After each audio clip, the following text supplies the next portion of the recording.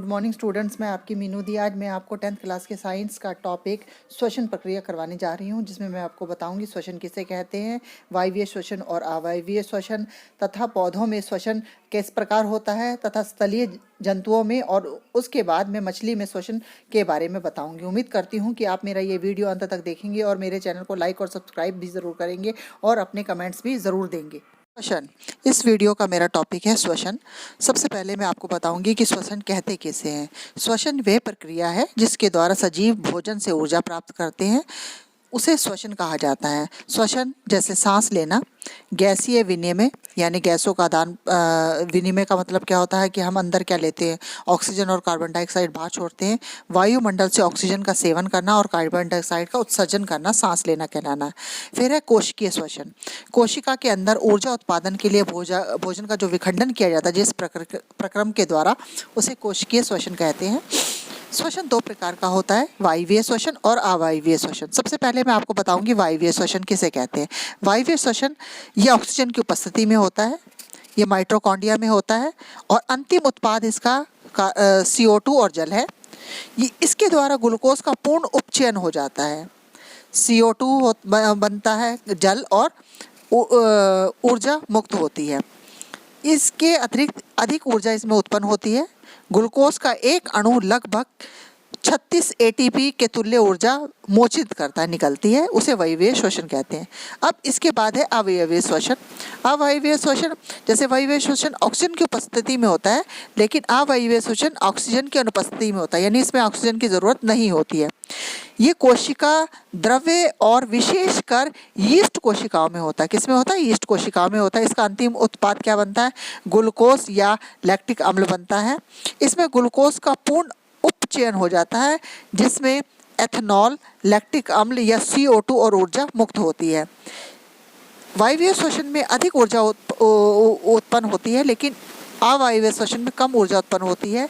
Glucose का एक अणु 2 ATP के तुल्य ऊर्जा मोचित करता है। तो ये था दोनों वायवीय और अवायवीय श्वसन में अंतर। इसके बाद मैं आपको बताऊंगी कि वायवीय श्वसन ऑक्सीजन की मात्रा पर निर्भर करता है तथा वायवीय जीवों को ये सुनिश्चित करने की आवश्यकता है कि पर्याप्त मात्रा में ऑक्सीजन ग्रहण की जा रही है, और हरे पौधे कोशिकीय श्वसन द्वारा सांस लेते हैं। किसके द्वारा लेते हैं? कोशिकीय श्वसन द्वारा लेते हैं। पौधों में श्वसन किस प्रकार होता है? पौधों में गैसों का आदान प्रदान किसके द्वारा? रंध्र कहाँ पाए जाते हैं? पत्तियों में। पौधों की कोशिकाओं में कार्बन डाइऑक्साइड तथा ऑक्सीजन का आदान प्रदान किस विधि द्वारा होता है? विसरण विधि द्वारा। किस विधि द्वारा? विसरण विधि द्वारा। अंत कोशिकीय स्थान ये सुनिश्चित करते हैं कि प्रत्येक कोशिका में केवल क्या होते हैं? वायु के संपर्क में है। पत्ती में क्या होता है? जो श्वसन होता है स्टोमेटा में होता है, और कठोर और काष्ठ तनी में किसके द्वारा होता है? लैटिसेल श्वसन अंग है। किसके द्वारा? पत्ती में स्टोमेटा और काष्ठ और तने में लैटिसेल श्वसन अंग है। पौधों का प्रत्येक भाग क्या नाम श्वसन प्रक्रिया में भाग लेता है, लेकिन इसका मुख्य श्वसन भाग क्या है? पत्ती है। पत्तियों में छोटे छोटे रंध्र होते हैं। रंध्रों द्वारा ऑक्सीजन तथा कार्बन डाइऑक्साइड का आदान प्रदान होता है। दिन के समय क्या होता है? प्रकाश संश्लेषण प्रक्रिया होती है। श्वसन दोनों प्रकाश संश्लेषण और श्वसन दोनों साथ साथ होते हैं, जबकि प्रकाश संश्लेषण इन दोनों प्रक्रियाओं में अधिक तीव्रता से होता है। प्रकाश संश्लेषण ज़्यादा होता है, श्वसन कम होता है। फिर दिन के समय प्रकाश संश्लेषण किसके द्वारा होता है? पत्तियों में। सूर्य की उपस्थिति में पत्तियां भोजन बनाती हैं। पत्तियों में वातावरण से रंध्रों द्वारा कार्बन डाइऑक्साइड अंदर आती है और विसरण द्वारा ऑक्सीजन क्या होती है? बाहर जाती है। लेकिन रात्रि के समय में होता प्रकाश संश्लेषण नहीं होता। क्यों नहीं होता रात्रि के समय? क्योंकि रात्रि के समय उन्हें सूर्य का प्रकाश नहीं मिल पाता। पत्तियों में रंध्रों से ऑक्सीजन विसरण द्वारा प्रवेश करता है और कार्बन डाइऑक्साइड तथा जलवाष्प बाहर आते हैं। देखिए, जैसे ये चित्र दिखाया गया, इसमें बंद रंध्र है और ये खुला रंध्र है। बंद रंध्र क्या होता है? चिपके होते हैं, खुला रंध्र खुले हुए होते हैं। तो ठीक है, ये था पत्तियों में श्वसन। अब इसके बाद मैं आपको बताऊंगी क्या नाम कहते हैं? स्थलीय जंतु किस प्रकार श्वसन की प्रक्रिया में लेते हैं।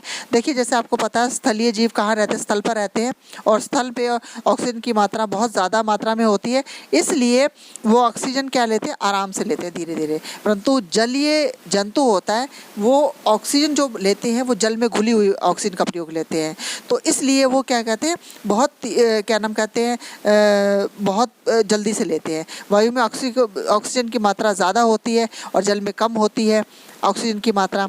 अतः स्थलीय जीव जंतुओं को तीव्रता से सांस लेने की आवश्यकता नहीं होती, जबकि जलीय जीवों को ऑक्सीजन की मात्रा प्राप्त करने के लिए क्या करना पड़ता है, तीव्रता से सांस लेना पड़ता है। क्या लेता है, तीव्रता से सांस लेना पड़ता है। इसके बाद मैं बताऊंगी मछली में श्वसन किस प्रकार होता है। मछली के जो श्वसन किससे सांस लेती है, मछली के श्वसन अंग का नाम होता है गिल्स। ये गिल्स गैसों के आदान प्रदान के लिए रुधिर नलिकाओं से जुड़े होते हैं। ये गिल्स जलीय जंतुओं को जल में विलय ऑक्सीजन प्राप्त करने में किससे प्राप्त करते हैं, जल में विलय, क्योंकि वो पानी में रहते हैं। ये गिल्स, इनको इंग्लिश में क्लोम भी कहते हैं, निरंतर गतिमान रहते हैं और मछली अपने मुंह के द्वारा जल लेती है और बलपूर्वक इसे गिल्स तक पहुंचाती है। कैसे लेती है एकदम से मुंह द्वारा और गिल्स तक पहुंचाती है।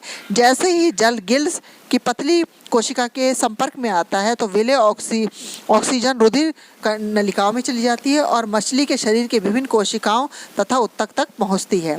श्वसन में उत्पन्न कार्बन डाइऑक्साइड जो होती है वो रुधिर द्वारा वापस गिल से बाहर जल में फेंक दी जाती है। तो ये था मछली में श्वसन प्रक्रिया के बारे में मैंने आपको बताया।